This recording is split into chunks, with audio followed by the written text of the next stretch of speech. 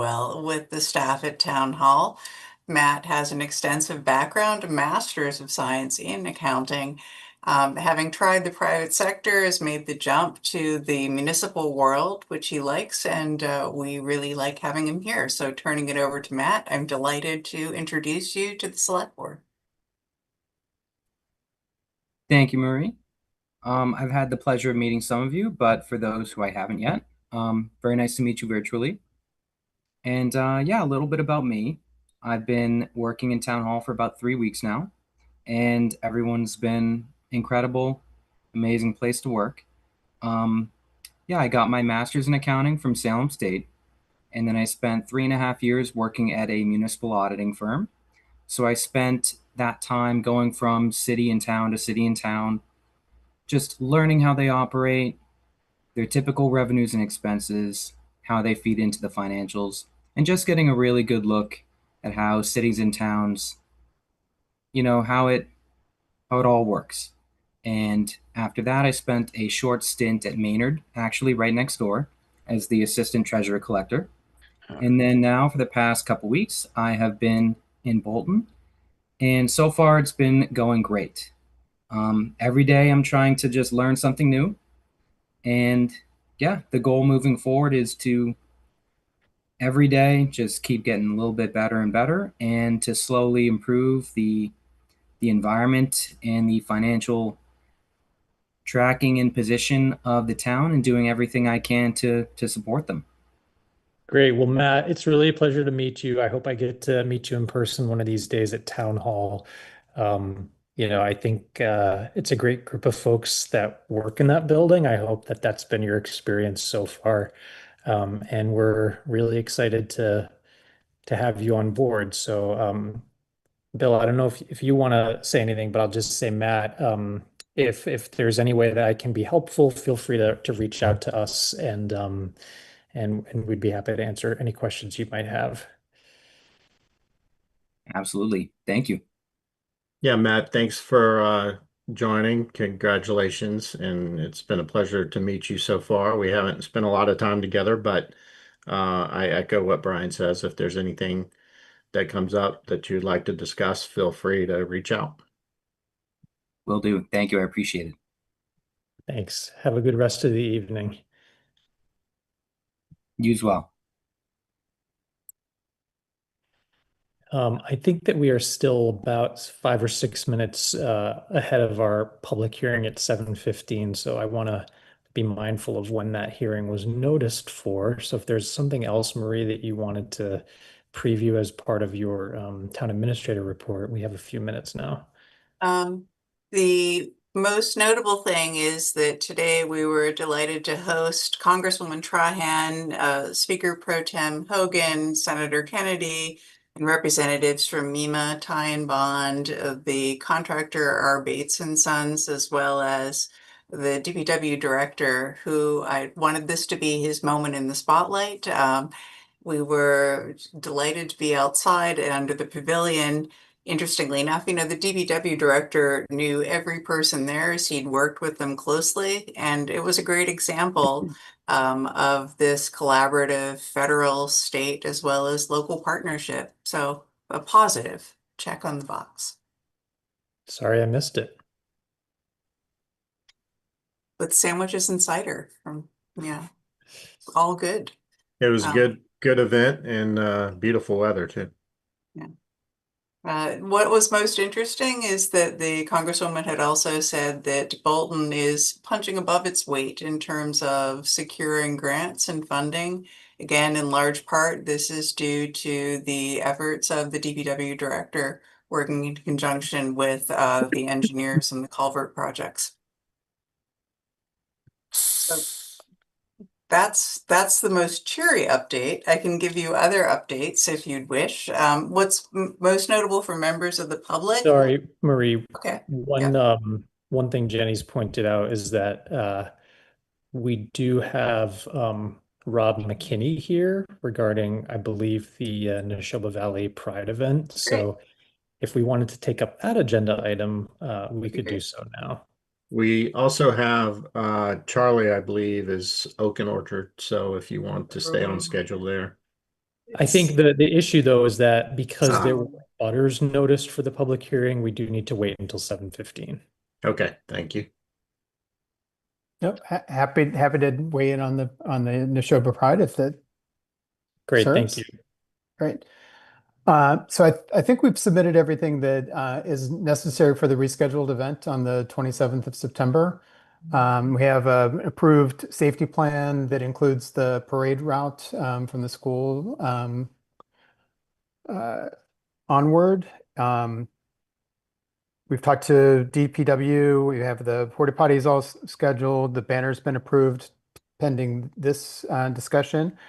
And everything is set with Parks and Rec, and we're still working with Joel Bates to get parking at the school approved. So, but everything else is in order. Great. Yeah, I reviewed the materials. And just to be clear, tonight, this is the request for the walking parade from 1 to 1:30 p.m. Correct. Bill, did you have any questions for Rob? I did not now.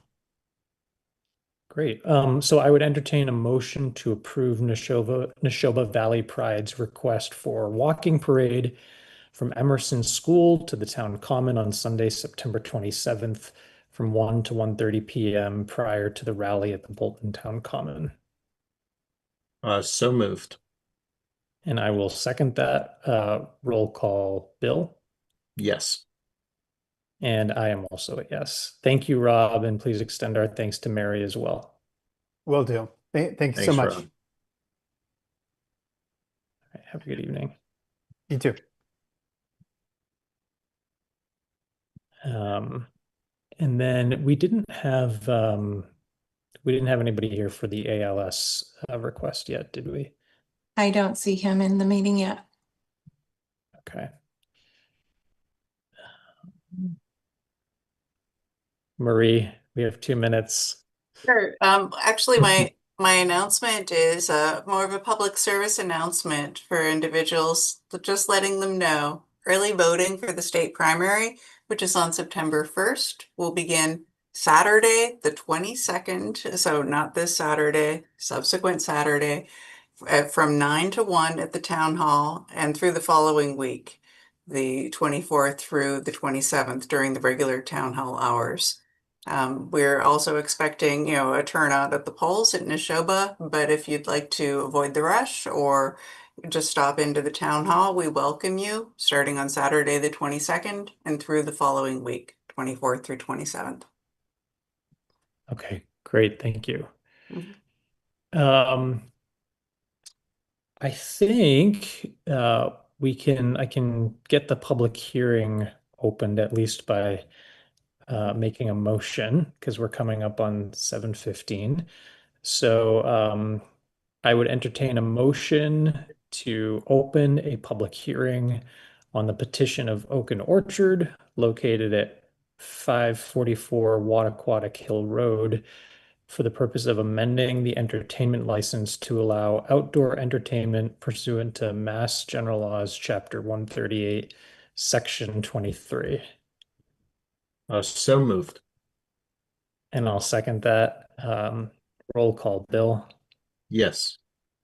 And I'm also a yes. I don't know if anybody could tell. I was like reading that really slowly to make sure we got to 7:15. I was going to comment on your slow articulation.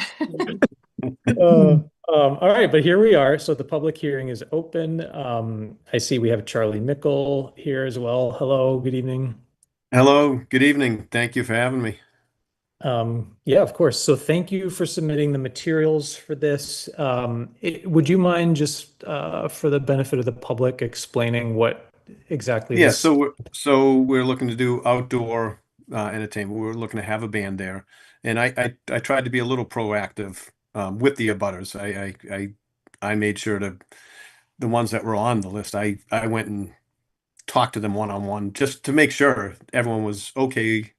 Because it is music. Some people like it, some people don't like it, and just wanted to make sure. And everyone I spoke to was great, and looking forward to it. The band that is coming, it's all music everyone would know. It's not crazy stuff. Yeah. And so but it's, it's a larger band than just, an acoustic gig outside. So I think that's what we needed to go for this, and having it outdoor, it's now next Friday, week from Friday. So. Yeah, it was a 1-day license for Friday the 21st from 6 p.m. to 10 p.m. Yes, and realistically, we won't have them play that long. We're trying to figure out what's better, starting a little later, so we can have more of a dinner crowd. But we don't want to. Even our direct neighbors, they have 3 younger kids, and wanted to be away, and they were great also. But I don't think we need to be playing until midnight. Yeah, for sure. Bill, any questions from you? No questions for me. I think it sounds great. Happy to entertain a motion to approve. Sorry, I just want to get my language right. Approve the petition of Oaken Orchard to amend the entertainment license to allow for outdoor entertainment on Friday, August 21st from 6 p.m. to 10 p.m. So moved. Actually, I'm sorry. I just wanted to make sure that I invited anybody else who's here for the public hearing. If anybody else has a comment or something they'd like to raise before we vote on the motion. I'm not seeing anybody. Okay, so I'll second the motion and roll call. Bill, Yes. and I'm also a yes. Okay, so motion is approved, and then I think the only other thing we need to do is to adjourn the public hearing. So do you want to make a motion for that? Motion to adjourn the public hearing. And I will second that. Roll call. Bill, Yes. and I'm also a yes. May I Thanks ask again, a Sharon. question? Oh, Sorry, sorry, Jen. I should have asked it before you closed the hearing. Just for a point of clarification for me, if Charlie wants to have an additional event in the future, since you made it for the one date, what would that process be? Or is this amendment a loosening of the existing license, subject to no negative feedback coming in from the abutters? So my as question I- is, like, could he have future events? Yeah, so as I read this amendment to the license request, it was for a 1-day license. So I think that if this goes well and there's not issues from the abutters, and he wanted to come back to consider sort of a permanent amendment to the license on, let's say, Fridays from 6 to 10, we'd have to have a separate discussion. And I'm only just saying that because as an abutter, I might feel differently about a one-night request versus if I get a notice like, oh, we want a permanent Friday night thing, that's a different. So I'm not opposed if everybody's cool with it, but I think we'd have to treat it separately. Did that answer your question, Jenny? Yes, it did. Thank you. Okay. I hope that's okay to you, Mr. Mickle. Yes, and I think we're also in the same. Let's see how it goes. Yeah. Make sure everyone's happy with it, and go from there. And again, in my mind, it's a little different having a full band as opposed to just an acoustic, person inside or even out on the deck. We want to make sure everyone's happy with it, and then if I'd love to do it again, I'd love to say, oh yeah, it's a great idea. Do it 2-3 times a year or something. But let's see how this one goes, and make sure Sounds everyone's good. happy with it. Yep. Okay, great. Thank you. Thanks for Thank you. being a good considerate neighbor, Charlie. Thank you guys. I appreciate it. All right. Have a good night. Thank you. You too.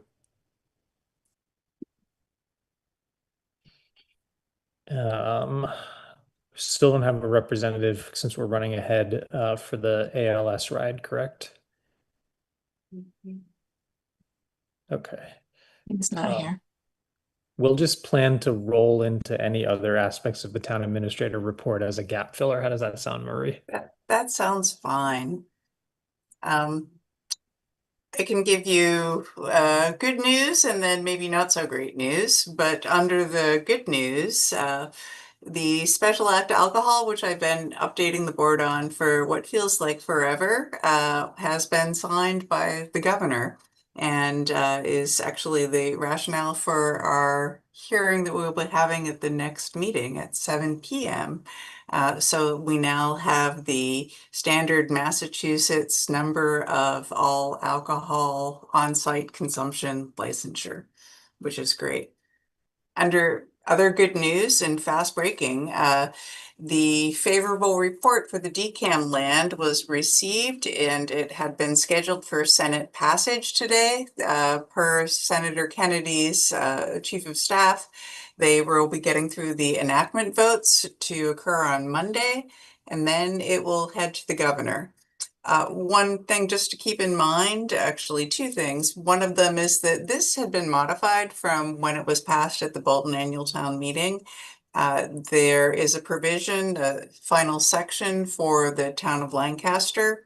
As passed or as about to be passed, the town of Bolton has 180 days from enactment, so signature by the governor, to acquire the parcel. And under other good news, legislatively, the earmarks that have been held back by Governor Healy, the Fair Share Supplemental from fiscal 25, are available now, and the DPW will be filing for them, and they can be expended through June of 2028. Go ahead. What's like the rough magnitude of those earmarks? Each earmark is 100,000, and both within the same for culvert and bridge improvements. So using the example of the Forbush Culvert 1 that we recently secured $1.8 million grant for, that is considered to be a bridge based on the span and the size. So it's wondrous. It helps us with background engineering because, as the DPW director had said during the event today, we have a list of 20 high priority culverts. We have about 78, 79 culverts, but he is just working through that list. So that's very positive.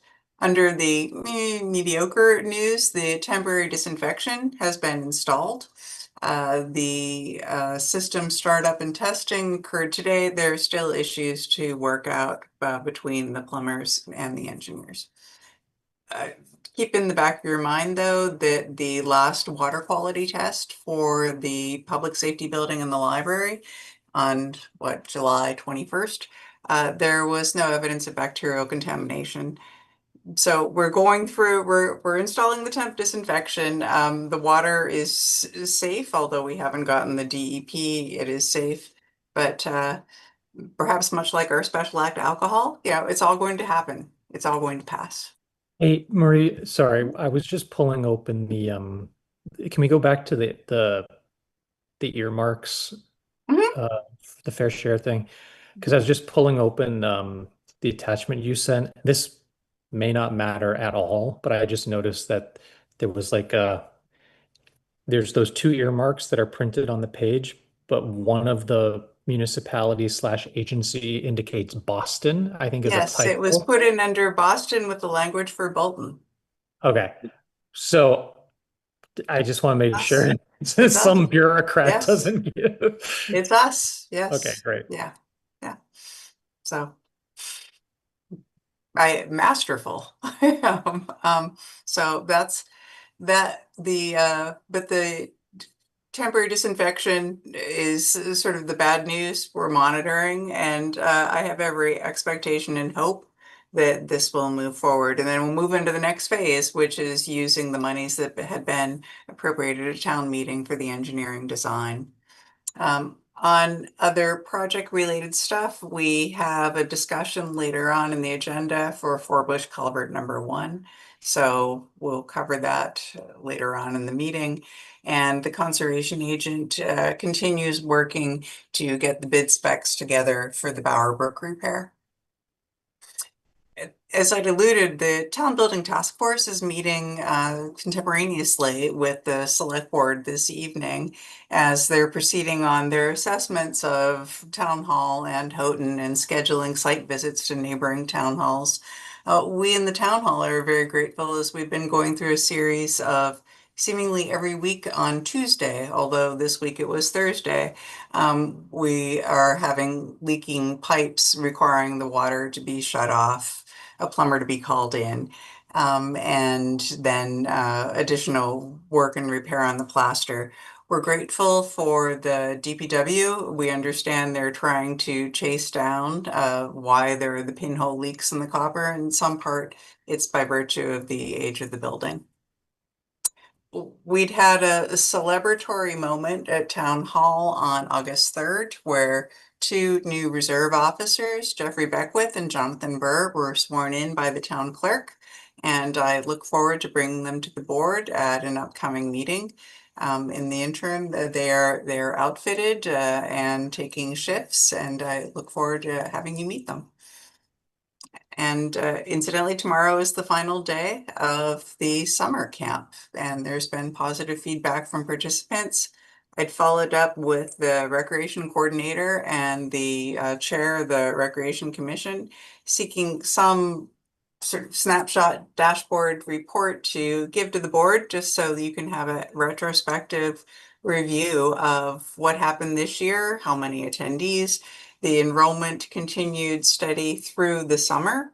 So it wasn't as if everyone enrolled just for the first week and, you know what I mean, or a one shot. But from what I've heard, and I haven't heard complaints, it has gone well. And Park and Rec, yeah. Go ahead. Just a quick thing, because I had also noticed a little bit, I think it was early this morning, there was a really kind post on the community Facebook page praising the camp quality experience, with a lot of parents chiming in to say that they agreed.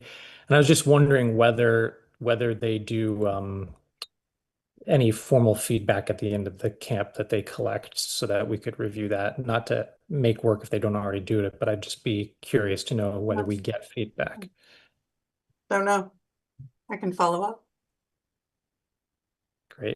And- Can we pause there, since we have Okay. a representative for the ALS ride? Jenny, did you already let, am I pronouncing it Mike? Yes, correctly? it's Mike. Yep, thank you. Hi, Mike. How are you? I'm great, thank you. Nice to be with you all today. Thanks for joining.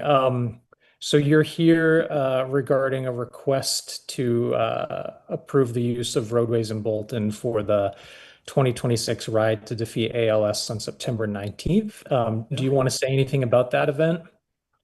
Well, let's see. This is our 26th year running it. The town of Bolton's been tremendously supportive every year, and so far we've raised about 4.3 million over the years.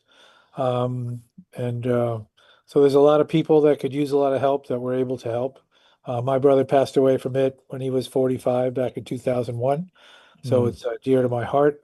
And we're looking forward to having it again and raising a lot of money to help other people. I don't think I realized that about your brother before, so I'm sorry to hear that, and it's really nice that you're carrying this on in his memory. Thank you. There's a lot of people helping out, so it's not Yeah. just, there's a great organization behind it. So Yeah. So I believe we're still awaiting a certificate of insurance. Yes. Is that right? and that's because it's from the ALS Association. They renew theirs every September 1st. So I could Got I think I forwarded the certificate that I received that I got for you last year, just so you could see it. And it'll be the same. And as soon as I get it early September, I'll forward it to Jenny. Great. Perfect. Any questions, Bill? No, not for me. Sorry, I was just looking at the route. Great. Well, so I would entertain a motion to approve the request to hold a Ride to Defeat ALS using roadways in Bolton on Saturday, September 19th, 2026, contingent upon the receipt of a certificate of insurance. So moved. Second, And roll call, Bill, Yes. and I'm also a yes. So yeah, you're approved. We'll just get the certificate when it comes in and you should be all set. Great. Thank you very much for the support. You guys have Thank been you. great every single year, and I really appreciate it. Yeah, thank you for doing Thanks your for doing work. it. Okay, I appreciate it. Thanks so much. Take care. Bye-bye. Okay.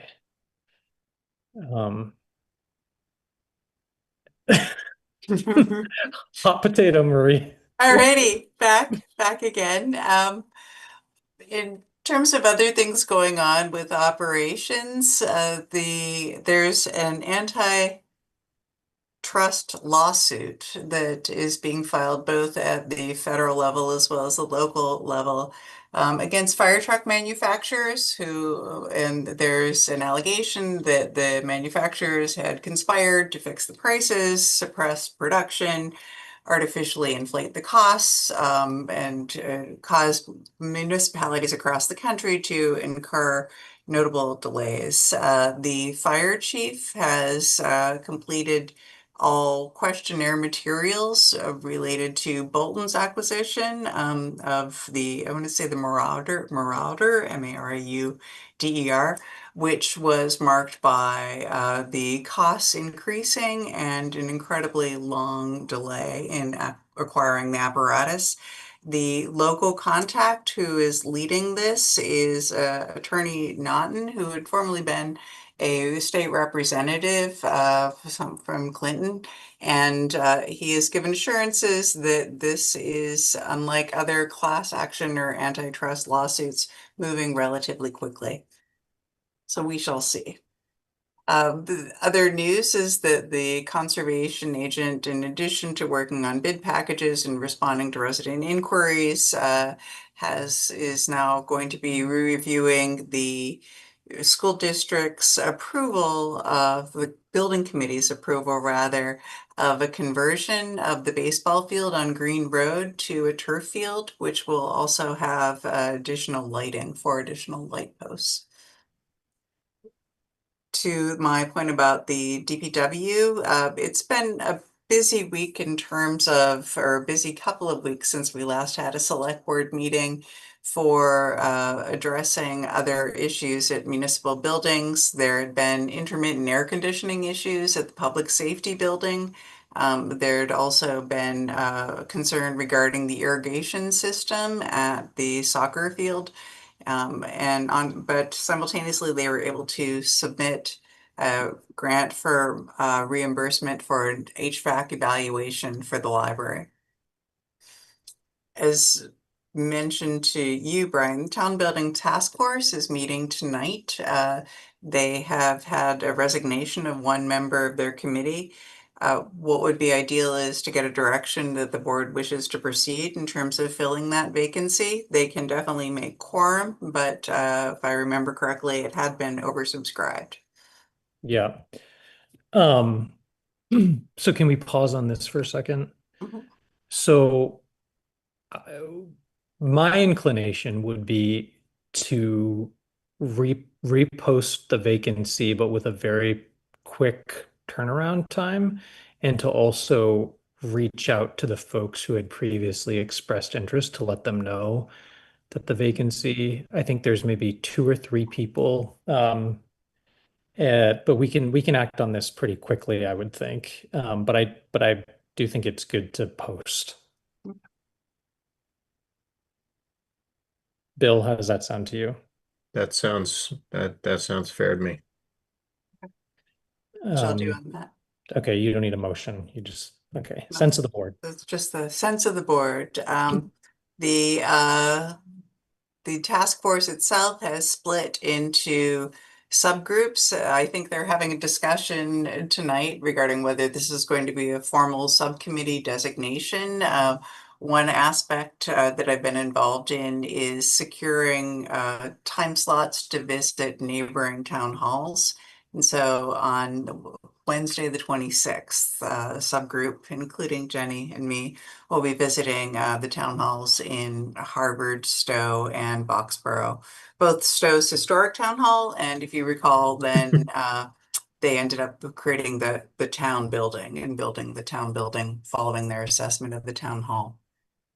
Yeah. Other dates just to put on your calendar, as mentioned at the last select board meeting, is on August 18th. The Conservation Commission will be meeting, discussing their analysis that they've been conducting over the past few months and entertaining likewise input from the public as they analyze causing or imposing a leash restriction as opposed to exclusively under control for the Bower Springs property. And the Transfer Station Committee had met earlier. They will have an update later on in the meeting, and their next meeting is going to be on September 14th. For other town financial related stuff, even though COVID seems a long time ago and ARPA funds have been required to be expended by the end of December, we have finally confirmed and finished our closeout, and this was accepted by the Treasury. Additionally, I had attended a new initiative that was announced by the governor in late July, which is a infrastructure program which is geared predominantly towards energy as well as rural communities. And it is intended to be a supplement to any federally funded projects. For example, should we be able to secure the monies through the Senate Appropriations Committee for the permanent disinfection, this would be a counterpart and sort of help us get over the hump. Keep in mind that project was estimated at the initial stages by the engineers at about 1.5 million. The amount of money that we would be receiving in the best of all worlds would be about 800,000. And so this new Build for Massachusetts infrastructure would guarantee a low interest loan managed by Mass Development once we have the federal funds in hand. The only other update really is, as the town accountant had alluded, they're working on the year-end closeout for the fiscal year that we now all see in the rearview mirror, but it's not yet closed. The deadline for that is the end of August. And both the treasurer as well as the town accountant are working in conjunction with our contracted accounting firm who are stepping down their role as the town accountant steps more into the role. In keeping with budgets, though, I was delighted to have the advisory chair and the town accountant and I met and we started scoping out what the process will be for fiscal 28, and got a lot of good feedback from Matt, whom you've met earlier, and I look forward to beginning the budget process. Not quite yet, but soon. And that's pretty much all that I have. There was one thing that you had included in the text of your TA report related to the Alta. Yes. So I just thought, I know Bill and I have probably been able to see the data that you had included, but the public might be interested in knowing because we do have some initial statistics about what percentage of the units there have been leased so far. And then also as a reminder, there's going to be like a traffic signal analysis that gets triggered when you reach, I think, 80% Right. occupancy. So do you want to just share where we are? Sure. I can share, I will share verbally that 60% of the affordable units have been leased as of the end of July. In terms of the market units, approximately 49% of the market units are leased. If you sort of combine those two cohorts together, they're about half, slightly over half leased. I received these stats from the planning director as she's continuing to monitor their progress, and monitor all of the linkage items that remain in the comprehensive permit. Great, thank you. Bill, did you have any questions for Marie? I do not know. Okay. I see that Eric Nyland, who's the chair of the EDC, is here. Eric, do you know, and obviously Alan also, who's a member, do you know how many members are planning to attend this evening? I see Kristen Dejean, I think is on as well. So it's probably those three. Oh, great. So Amy is going to try and join around 7:45, but she wasn't sure whether she could. Okay, we can hold off for another few minutes. I mean, it's up to you. I just don't want to get too far down the path of the discussion if it turns out other folks will be here. So I might just give it another two or 3 minutes. Jenny, sorry, I have trouble toggling back through the list of people that are here. Danielle Bradbury hasn't arrived yet. Sorry, you're muted. Nope, she has not come into the meeting yet. Okay.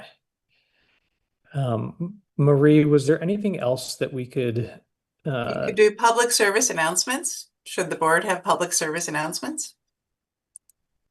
You'll have to remind me whether I don't think I do. Bill, do you have any? The obvious one, the Bolton Fair, starts Friday at noon, and I believe it runs through the evening on Sunday. And the senior cookout. Oh, It's yes, Tuesday. sorry. The senior cookout is Tuesday, next Tuesday, at Slater's. And the last number that I heard, we have 75 RSVPs, so pretty good turnout. We're hoping for good weather there, and I would like to say thank you to Slater's for being very supportive of that event over the years. They've been very helpful and very generous, and it's always been a well-run event. Yep, for sure. I actually have a question on Alta that you just talked about. Do we have any indication, or do we ever get the information of like how many school-age children per unit are coming in? I know originally like what the estimate was. I was just wondering if it tracked or not, or we don't really get that. Marie, just a verbal, just in case people can't see. We have not received that. Just to add to that, Alta can't, hi, this is Pam Harding. Alta can't collect age of residence Right. through rental agreements, so. Well, I was just wondering if The like way we can track that is through the town census, and we don't have that information in yet. yeah, I didn't know like through the school if we just saw. I mean, yeah, it was just a point of interest is all. Because I know like I know like the EDC at one point had studied along with the planning board like different types of houses and the percentage of kids per houses, and I was just interested if it tracked or not, especially with the housing plan open. It's just interesting to know like 4-bedroom colonial versus townhouse versus like if the school age kid per bedroom kind of is tracking the data. It's an interesting number to have probably for that report. Yep. Well, it is now 7:45, so I think we can officially turn to our next agenda item, which is we had invited in the Economic Development Committee for a discussion of really their goal setting process in light of master plan goals. So I think that basically what we were hoping we could do this evening is something not dissimilar to what the select board did a couple meetings ago for itself, which was to basically look at the year ahead and try to identify a handful of like high level priorities that we're going to try to tackle over the course of the coming year. I think we'd be really interested in hearing what the EDC is thinking ought to be some of your top priorities for the coming year in light of the master plan goals and implementation plan. So I speak only for myself. I don't have any preconceived notions of where we end up with this. It's really a discussion. We'd love to hear your thoughts. Yeah, so I know Pam put together some slides that we worked on just to kind of like give you an overview of what the EDC kind of does work on, if you wanted me to talk through that. And Kristen or Alan, if you jump in at any point when I'm talking, that's no problem. Yeah, should I share? Should I share, or did you guys get that? Jenny can normally enable screen sharing for whomever would like to share. I have it up and ready to go. Okay, cool. Okay. Yeah, so yeah, just go to the next page, Pam, or whoever's controlling it. It's not responding. Hold on one second. I thought you said it was ready to go. It was. There we go. Okay. Oh, is it like, okay, it's popping up. Yeah, so, you know, for a small group of people, so just for a little bit of history, the EDC, I think we started back in like 2012, maybe 2011. And I've been on there since then. And originally we started to like, I think we were working on like TIFs, I think tax incentive plans. I think that's kind of why it was started originally. But really in the past 5 to, I don't know, 10 years, we've done some like really heavy looking into economic, you know, issues. And like for instance, we did a study on Main Street and public infrastructure, looking at how it could help that district residentially and for the few small businesses we have and into the future. Looking at, you know, how many gallons per day, et cetera, per bedroom, and looking at that. I mean, so we presented that to the select board. So we've done stuff like that. But really in the past 5 years, we've really been acting as kind of like Bolton's kind of chamber of commerce, so to say. We've really been trying to connect the community businesses, well, the businesses in town to the community.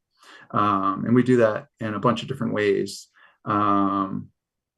Like our social media, our Destination Bolton page, we have, Kristen can update me on the numbers, but I think we probably have a couple of thousand followers.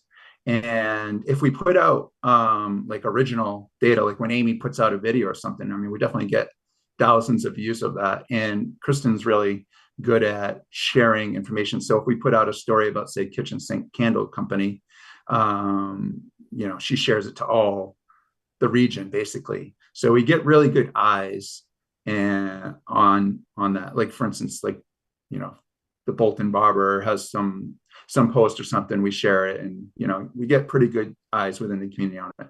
So,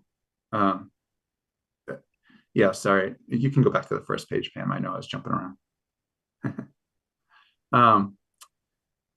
So another thing we do is we do like the holiday wreath program where a business donates a wreath to the town, and then, you know, we put those up and with the help of the DPW, and we post in the paper which communities donated to that. So it's just another way for the community, for the businesses to connect to the community. We designed and managed that Welcome to Bolton sign, which I noticed the light is working on again. I don't know, Pam, if you had somebody go out and work on it, that's great, unless it just started working randomly. But so there's like a yearly maintenance fee, you know, to keep that up, and there's like an initial upfront cost to create the sign. If you've seen the sign, there's like a business side, a farm side, and a community in the middle, like where the town buildings are and stuff like that. Way back when, like 10 years ago, there was a whole like wayfinding grant study that we did, which, if you know, like when you go to like the Cape and stuff like that, they have like, there's not like individual signs, it's kind of like a themed sign, you know. So that was kind of like part of that overall picture, is this wayfinding so you don't have like a bunch of like random signs on a corner, like pointing down Wattaquadock Road. So, we manage that. Backyard Bolton is a way that, and this takes a lot of effort to put on. I know Brian's been there. Everybody's mostly been there, but it's a way, Bolton, we're a small town. We do have some businesses, but like there's a lot of in-home businesses, and just, it's a way to highlight small and in-home businesses. And it's like a nice community event where it's basically free. It is free for people in town, people out of town who want to come and have a booth. It's like $25 per booth, which is quite cheap compared to what other fairs use. But like, it's a good spot where the community comes out. We have like I kind of call it community alley, where near the pavilion there, like there's different community groups. So that's another way where we try to connect small businesses. Originally, we called it a farmer's market, but the farms in town, which we'll get to this, the farms in town, they all have farm stands. And if they're going to go to like a farmer's market, they're not going to also do it inside Bolton. So it kind of turned more into like a craft fair and community event. But yeah, okay, you can go to the next page. And I did want to add, Eric, that last time we had it, the Kitchen Sink Candle Company said it was one of their best candle bar days ever. Right. Yeah. There was so many people in the area because of this that they, reap the benefits of just the traffic, the walking traffic, which, more events in the town center can help those businesses and, wherever we end up in the future. So promotion of new business. So yeah. So when new businesses come into town, Amy Belowitz does an amazing job of going there and interviewing them. And so basically you have like a personal connection of this business to the community. And that gets, Kristen shares that all over the place. I kind of talked about the rest of this, all the different promotions of posts and stuff like that. And also with Kristen being a member of the EDC, we have a good link to the Bolton Independent. So that's been really helpful to get like event information out there and like sharing who donated to the wreaths, etc. So we also maintain, you jumped ahead, but we also maintain like a master business list and inventory that we've been, just getting the business certificates isn't really enough. We have to like maintain that list in our contact list. And one thing we've talked about this coming year is like just basically dividing this up and everybody kind of having like, your group of businesses that you touch base a couple of times a year and see how things are going, see if there's any bylaws in town that are hindering their business, or if there's any way, anything to do that can improve their environment, their business environment in the town. And then also once or twice a year, we've been hosting business gatherings. We take turns at different businesses. We've been at Slater's, we went to Oak and Orchard last time. We've been all over, like even like many years ago, we did it at Paragon. We've done it all over and had different local businesses catering it. And it's a great opportunity for people on the town, volunteers in town government and local business owners to get together and outside of like a formal gathering to kind of like just talk and like, how can things improve? What issues do you see? And for other business owners to get together and share ideas. So if anybody here has been to that, it's definitely a very positive event. Getting more into the nuts and bolts of things and moving forward, which is probably why you wanted us here, and sick of hearing me ramble. But like, so the Main Street Economic Development Corridor, so the master plan action items, looking at Main Street. So one thing, and we're an advisory board, of course. So and we try to help the planning board and select board, ZBA, if they need us. But, we've looked at changes to the mixed use district to encourage development. different types of zoning bylaws that will help with development. The Forbush Mill expansion area, I guess is what we're calling it. The planning board is working on basically rezoning, or yeah, not rezoning. I would call it an overlay, I guess, because the underlying zoning won't change. But like, you know, we're looking at, if you know the area, the Tadmore development partitioned off their business zone, which wraps around the DPW, and the DPW and all Frank Chiodo's land, which is like the old Dagnall Lifters, and he owns land behind that, and all the way up into including the solar fields. Because, you know, we're not just thinking about today, we're thinking about 20 years down the road, eventually that will be decommissioned. So what we're doing, the planning board and with the help of the Economic Development Committee, is we're looking at that whole area and how we can cohesively develop that area as a modern business zone. And so we're building things into it, such as shared infrastructure.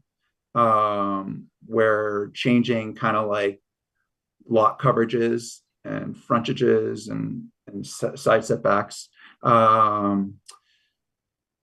Parking, you know, we're allowing for like shared parking. We're trying to create an area that we can have a more vibrant business development in that area, especially.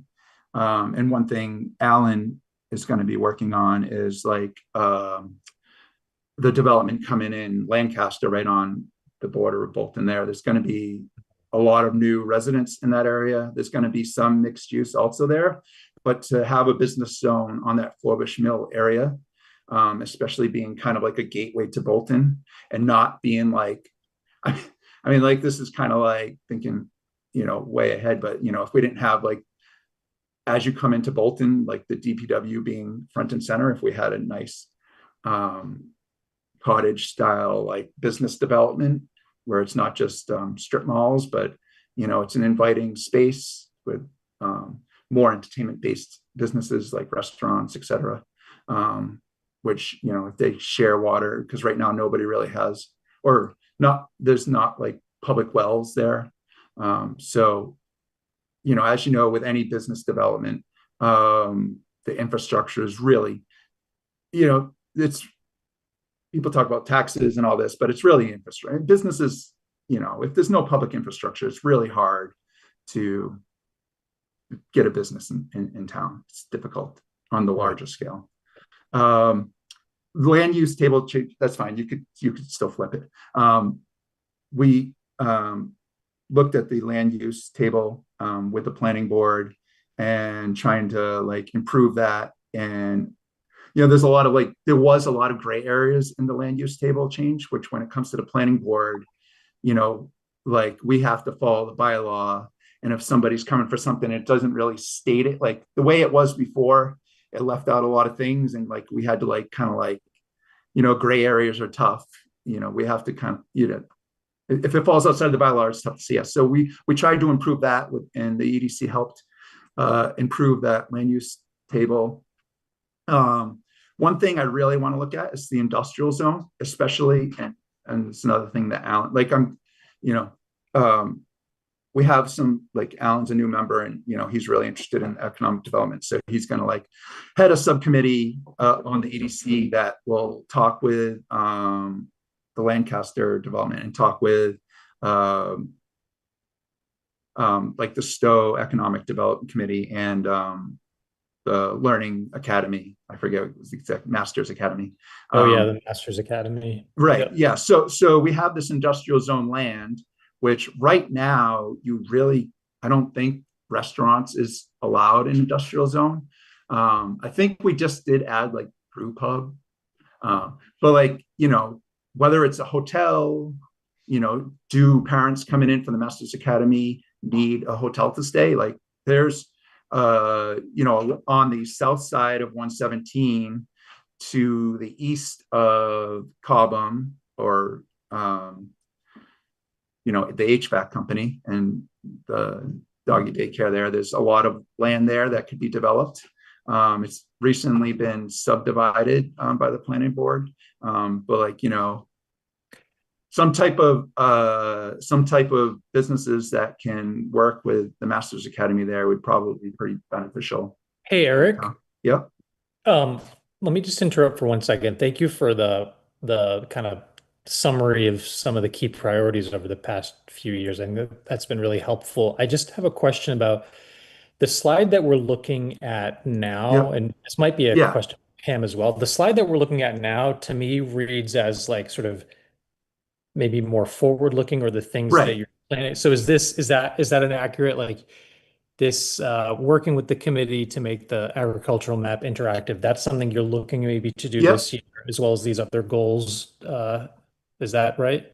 Yeah. So, I mean, as you know, the agricultural committee was just recently formed. So the EDC hopes to really work closely with them as a way, because a major portion of Bolton's business is farming and agriculture based, and a way to bring people into town for whatever apple picking, and so but even like the small scale farms, to, we were thinking, if we could generate some type of map or interactive map where, small farms can like post what's available when and where it is, and up to from the small farms to the bigger farms like Bolton Spring, and like Nishwe and stuff like that. Really, really trying to guide Bolton residents and regional residents to these farms, because everybody loves the farms, and we want to keep them in business. So, this, however we can work with and support the agricultural committee on that side of things. Also, when it comes to like the business side of things, like, and this is like out of my wheelhouse, but if there's any type of zoning, or I know one thing, like Jay's at Neshoba Valley, there's the accessory to a farm, which is, I think it has to be like 20 acres. Maybe there's a 10-acre farm that wants to have some type of like supplemental accessory business, like, just areas like that where we can support farms and agriculture, thinking outside the box. So that's one thing. And then, so I sort of touched on this, and like the future development. So the Forbush Mill area. So we want to just like you guys have the Tri-Town meeting. It would be great to get the economic development committees of Stowe and Boxborough and Harvard, Air, get them together and be like, regionally, how could we work together and promote each other's businesses, especially along the border? This is something we want to start. So we were talking about the logistics of, do we send out a representative, or do we try to have joint meetings? So we're going to figure that over the next few months of how we can work on that, especially when it comes to like the Masters Academy. So it would be great to talk to Stowe and see how we can work with each other for that area of our town and their town. Yeah, they have an EDIC that they're looking to put together their businesses, a whole list, to try to have it prepared, which I think we should also do. I think my feeling is they're looking to do a regional EDIC, or theirs is the EDIC. Ours, what I think we should be doing is getting together as many services and businesses as we can to kind of combine it, or ask them if we can create an extra list. They have their own Stowe business list. Of course, they're going to want to give to Masters, and that's what they're working on. I feel like we should also be working on the same thing, where we literally, almost like a welcome packet to Bolton, for this group, because it's not, excuse me, lose my voice a little bit. It's not just the students. So there's going to be about 300 students right to start, and they have a ribbon cutting September 15th. And I know Marie and they've met with some of the people, but it's happening September 15th. And I feel like we should probably have some type of welcome list, or at least a full list of services and businesses that could actually help out. For instance, the new dentist here in Bolton, they're going to need dental, they're going to need these services that probably will spill over beyond Stowe. I mean, obviously Stowe will benefit the most, but we might be able to help complement. And I can talk to Denise, their town administrator. And I know I know that they've had meetings as well. But I'm curious to see what they're doing as far as their list goes and how we can complement it. Because the other thing about, so the students are coming in about 300, 75% of them are boarders. So they're going to be on campus. They're not necessarily, it's not going to be this, from the student perspective, it's not going to be this massive glut of students. Like we're not going to see, suddenly become Amherst or anything crazy. So you're going to have some students that stay on campus. But what's interesting is that they have a new baseball field, and they're going to be putting up a 4-court, I believe, basketball, don't quote me, but 4-court basketball complex is the next plan. So that's still going through permissions, but the baseball field is finished. And so they're going to be having games and things like that. And I believe Peter Masters said that the public could come and watch. I mean, it was sort of tentative. I'm not sure. It is a school, so we can't just assume that there's going to be public. But there will be people coming into town for these games and tournaments. I believe there might be 35 baseball tournaments. There's going to be a lot of weekend tournaments between volleyball, basketball, and baseball, is my understanding. I can get details, but I think the long and short of it is we should really have some type of complimentary list so that we make sure that, if somebody needs a dentist, they can see the atlas, or they can see, if somebody needs a barber, here's Bolton's list, and here's how you can contact these people ASAP. And in fact, put it with your give it to Masters as part of the Bolton angle, if people need services. So I feel like that should be kind of a priority to get that done by September. One thing to add on, sorry, Brian, one thing to add on top of that is, like Mike Murphy used to be on the Bolton EDC, and he was also on the Marlboro EDC. Of course, not comparing Bolton to Marlboro, but one thing, like, they have like their sports complex. So they really built up business around that. And like, as like a standard retail business isn't really super viable, in this day and age. So kind of having like an entertainment service type, complex is, potentially, so like supporting that type of like entertainment type business is like how we should be thinking moving forward. I even know like the, the Kane property, which that's southeast of the 495 and 117 intersection, like, that would probably be a great location for like a sports complex. I don't know if that's like oversaturated in this area or not, but like, like you look at like the Apex and those type of like, newer developments, it's not a standard like, TJ Maxx type retail development. So that's things we probably need to think. Thanks. And thanks, Kristen, for chiming in on the Masters piece. I also just want to be mindful of how we're doing on time, because we have a couple other. Sorry. I'll ramble forever. No, it's okay. But I want to make sure Bill can chime in too. I mean, I think one of the things that I was hoping to get out of at least tonight's conversation is just a sense of like where your focus may be for the coming year. And I'm starting to get that, but Bill, do you have any comments or questions you'd like to raise? Yeah, the one question I have is around Backyard Bolton. Do you anticipate any changes to Backyard Bolton, and do you solicit feedback from presenters in a standard format? Yeah, I mean, well, I wouldn't say standard. It's more like we go around and talk to people. But like we are actually just going down to one in the fall, because when we started it out like 10 years ago or 9 years ago, whatever it was, there wasn't really much going on. But now like seems like every single farm and every has like all these events. So we feel like it's a little saturated and the customer base has kind of gone away. But like those other events are high ticket venues for like vendors. So we wanted to have the opportunity for people in town to have the free opportunity to present their products to town. So we're going to do, moving forward, we're going to do one in the spring and one in the fall. Okay. And I think, so I think we're going to try that just because I don't know if you guys remember, but there was like a farmer's market in Harvard. But what happens is you either get too many vendors or too many customers. If it doesn't like align, it kind of falls apart fast. Like if people like don't have a reason to go, or if vendors aren't happy with it, you know, it falls apart. So we want to make sure it doesn't fall apart. So we're going to go to one event. But to talk about the future, like, because I know you guys want to move on. You know, we've come before the select board in the past. We're open and willing to take, we're an advisory board.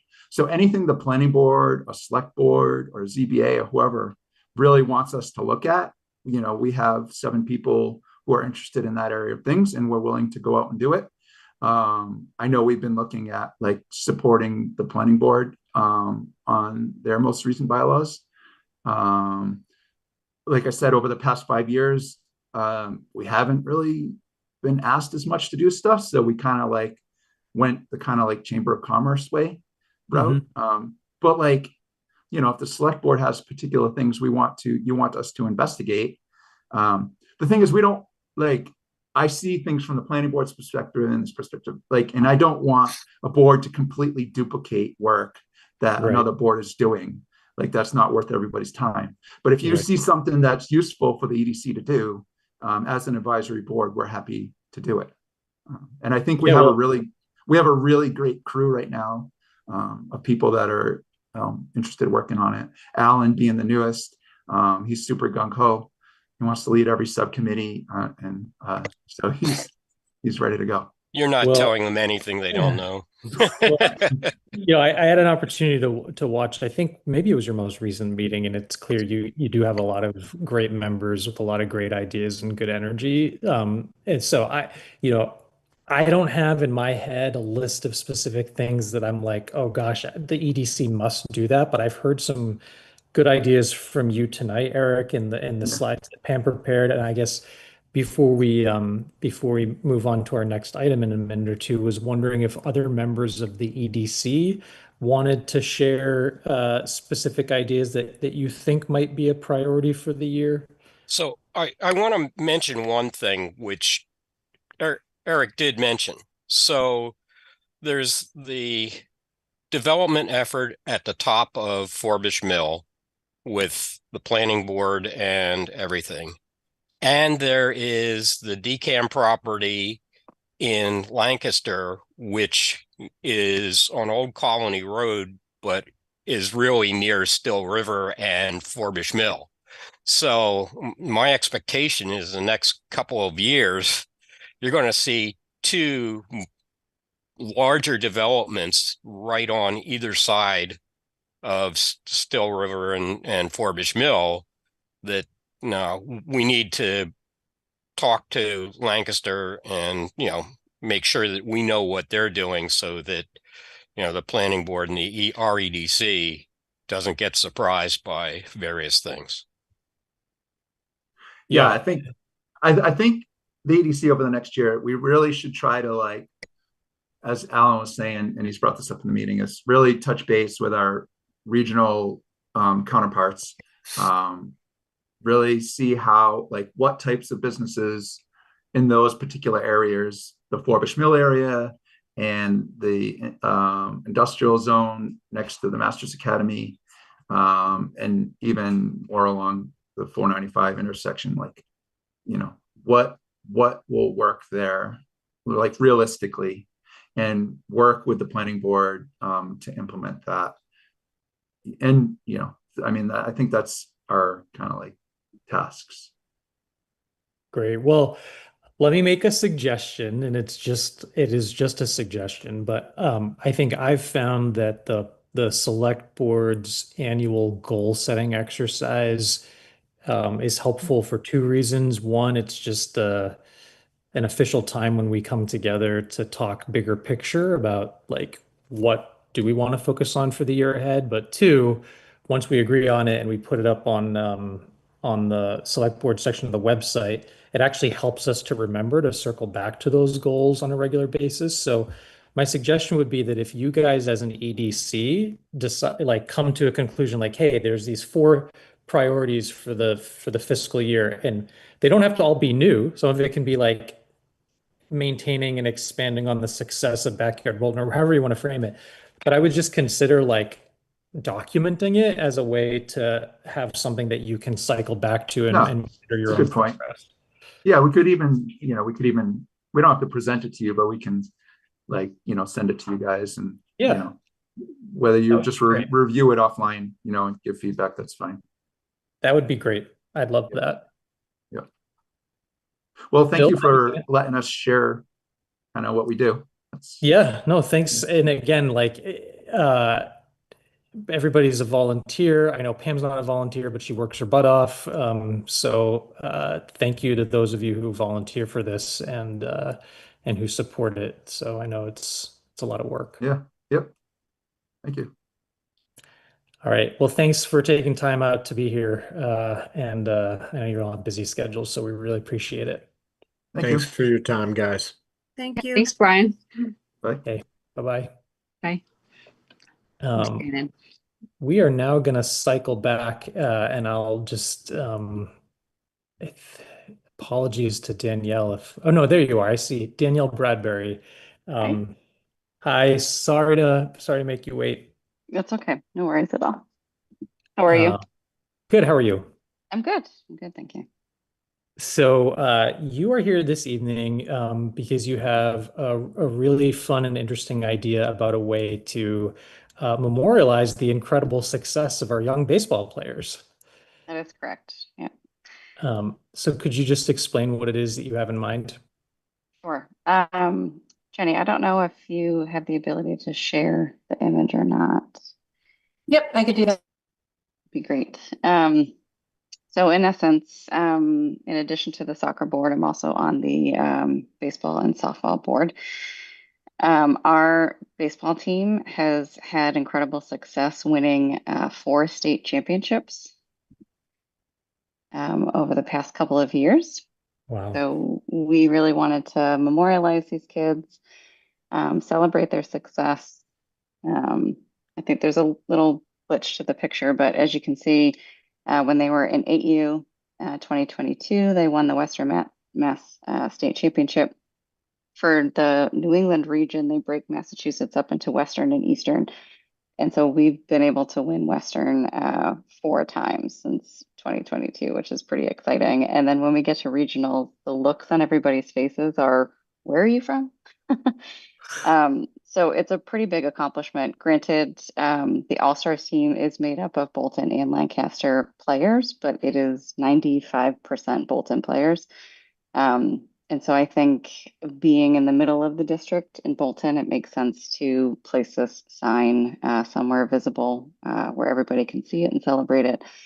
And I think it would give an opportunity for the younger kids that are coming up through the program to see this and just look up to these kids and really strive for that kind of caliber of baseball. There we go. Great. Thank you. I know this is kind of the first time for us as a board to start thinking about this and considering it. Do you have even like a rough timeline in mind for when you would like there to be a decision on this, if possible, Danielle? I mean, to be honest, we're just grateful that you're even considering it at this point. And we don't have anything like this in town. So I had discussed this with our new president, Mike Coviello, and the coach who has been the winningest coach, Coach Santos. And we were just talking about the possibility of doing this. We really don't have a timeline in mind. We would just love the ability, the approval, and then the green light to be able to do this. So we're not going to press for any type of timeline. Great. That's super helpful. I mean, I can share with you my own personal view on the idea. I think it's a lovely idea. I'd love to find a way to make it work.